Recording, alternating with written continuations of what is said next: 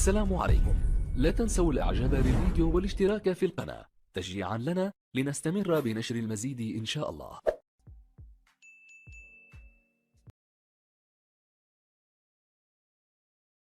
Sur les relations franco-algériennes, vous affirmez qu'il risque d'y avoir certainement des révélations sur le soutien apporté par les services secrets français au régime de Bouteflika finissant. Vous évoquez à ce sujet d'ailleurs une réunion qui aurait lieu en France entre des membres des services secrets français, la DGSE, ainsi qu'un attaché militaire, algérien de l'ambassade d'Algérie en France, qui depuis a été arrêté.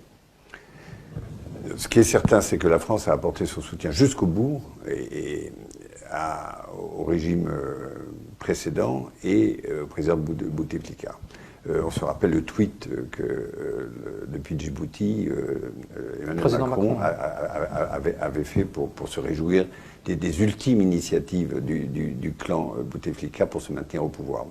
Maintenant, par les enquêtes qui ont été faites par la justice militaire algérienne, il semble que des réunions même aient eu lieu et à Alger et à Paris entre à la fois les services secrets français, la DGSE, et l'attaché militaire algérien à Paris, qui était en fait le coordinateur à l'époque des services algériens à Paris.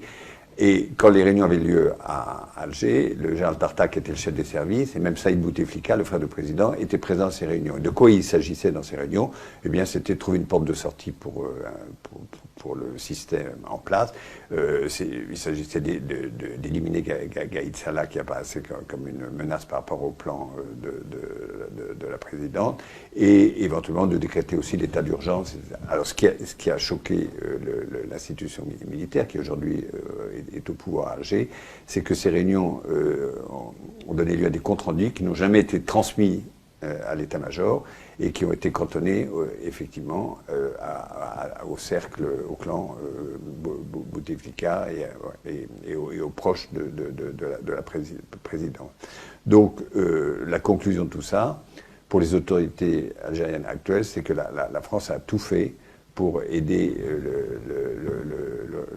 le régime de Bouteflika à se perpétuer, et à tel point d'ailleurs que l'attaché militaire algérien à Paris est aujourd'hui en prison à Blida et devrait être traduit en jugement. Est-ce que la France continue à exercer son influence en Algérie? Est-ce qu'elle a encore des relais dans le système algérien? Je pense qu'elle aimerait bien continuer à exercer une influence, mais incontestablement ces relais historiques sont au plus mal. Pour n'en citer que quelques-uns, Issa Rebrab, l'affaire Kabylie, est aujourd'hui en prison. On connaît les liens qu'il avait avec Emmanuel Macron. L'ancien ministre Bouchareb est recherché par la justice militaire algérienne. On connaît lui aussi les liens qu'il avait avec l'Élysée, et plus généralement les réseaux de l'ex-DRS, du général Toufi, qui était extrêmement fort à Paris, et aujourd'hui ils sont en butte à une guerre sans merci avec l'institution militaire qui a effectivement le pouvoir. Donc, et il y a eu un dernier événement aussi qui montre bien la limite aujourd'hui de l'influence française. C'est que l'ambassadeur qui était nommé par Alger à Paris, qui vient d'arriver, est un ambassadeur qui est très lié aux Américains, puisqu'il a passé 15 ans de sa vie aux États-Unis comme ambassadeur à l'ONU, puis ambassadeur à Washington. Et il vient ici avec son équipe, son attaché militaire à Washington, et même des fonctionnaires algériens